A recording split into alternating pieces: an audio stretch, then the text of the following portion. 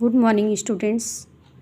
बेटा आज मैं आप लोगों को पावनी हिंदी क्लास 7th की हिंदी पढ़ाने जा रही हूँ।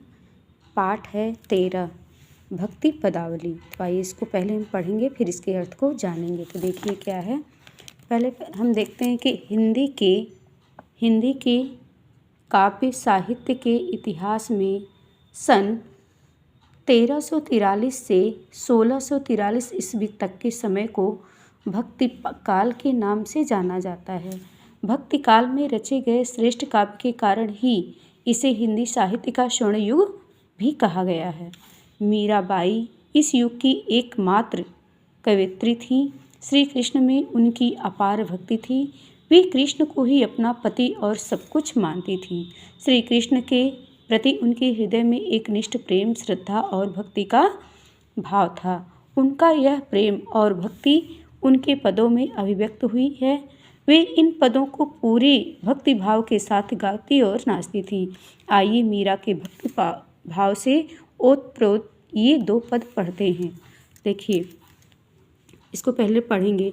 बसो मेरे नैनन में नंदलाल, बसो मेरे नैनन में नंदलाल, मोर मुकुट मकराकृति कुंडले, अरुण तिलक दीभाल, मोहन मूरति सांवर शूरति, नैनावनी विशाल, अधर सुधारस मुरली राजत, उर्वे जंती माल, छोत्र घंटिका कटितट शोभिते, नुपुर शबद रसाल, मीरा की प्रभु संतन सुखदाई, भगत पछले गोपाल,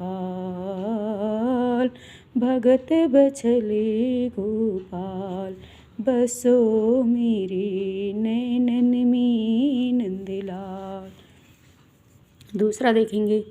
मेरी तो गिरधर गोपाल दूसरो न कोई, जाके सिरी मोर मुकुट मेरुपति सोई, तात मात भ्रात बंधु आपनो न कोई, छाड़ी दई कुल की कानिका करी है कोई, संतन ठिंग बैठी बैठी लोक लाज खोई, असुवन जल सींची सींची प्रेम बेली बोई, अब तो बेल फैल गई आनंद फल होई, भगति देखी राजी भई जगत देखी रोई, दासी मीरा लाल गिरधर तारो अब मोई, मीरो तु गिरधर गोपाल दूसरो न कोई।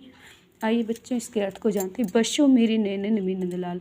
मीरा जी कहती हैं कि हे नंदलाल मेरे आप नैनों में बस जाइए, समाहित हो जाइए। मोर मुकुट मकराकृत कुंडल, अरुण तिलक दीवाल, आपके सिर पर जो मोर का मुकुट है और मकर के आकार का कुंडल है और लाल तिलक है, मोहन मूरत, आपकी जो मूरत है यानी आपका जो चेहरा है वह बहुत ही आकर्षित है, सांवर सूरत, और आपका जो रंग है वह सांवले रंग का है, नैना बने विशाल, और जो आपके नैना जो आपकी आँखें हैं वो बहुत ही विशाल है, बहुत बड़ी हैं, अधर सुधा रस मुरली राजत, आपके होठों पर मुरली रस जो सुधा रस मुरली राजत यानी कि जो मुरली आपके होठों पर रहती है वह प्रेम का रस बरसाती, उर वैजंती माला, और आपके गले में वैजंती की माला, क्षुद्र घंटिका कट्टी तट शोभित, और आपकी कमर में छोटी छोटी घुंघरू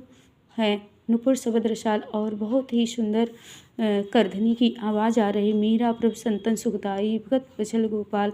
मीरा जी कहती हैं कि जो ये सब चीज़ें हैं आपकी, यह तो भक्तों को बहुत ही सुख उत्पन्न करने वाली, भगत यानी भक्तों को और गायों को आप गोपाल रूप में बहुत ही आकर्षित करते हैं, बहुत ही सुशोभित करते हैं, जिससे आप सबके मनमोहक बन चुके हैं।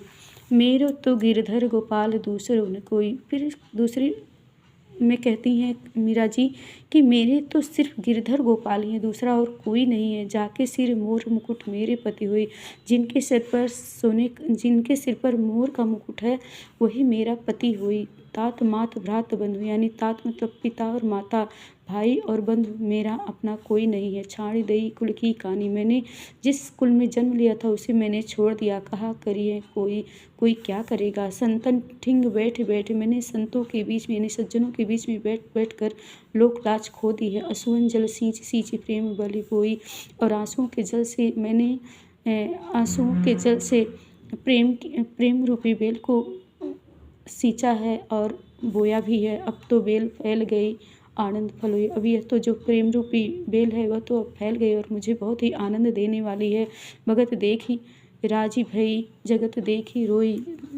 संतों को देख करके मैं बहुत ही संतों को देख करके मैं जो है राजी हुई थी, यानी मेरे अंदर भक्ति की भावना उत्पन्न हुई थी। जगत देख रही हुई संसार को देख करके मैं रोने लगी थी। दासी मेरा लाल गिरधर, मैं मीरा जी कहती कि मैं दासी मीरा हूँ और लाल गिरधर